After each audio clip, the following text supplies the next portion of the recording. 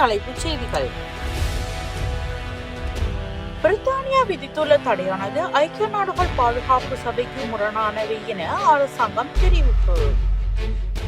இந்தியாவுக்கு எதிராக இந்திய எதிர்ப்பு மாதத்தை அனுஷ்டித்தவர்களுக்கு இன்று இந்தியா இல்லாமல் எதுவுமே இல்லை, சமார சம்பத் தெரிவிப்பு. நாடாளுமன்ற குழு தலைவராக சாணக்கியன் தெரிவு. சுமத்திரன் அணி இனிப்பு வழங்கியும் வெடிக்கொளுத்தியும் கொண்டாடியுள்ளது. கண்டியில் மின்சாரம் தாக்கி தாயும் மகளும் உயிரிழப்பு.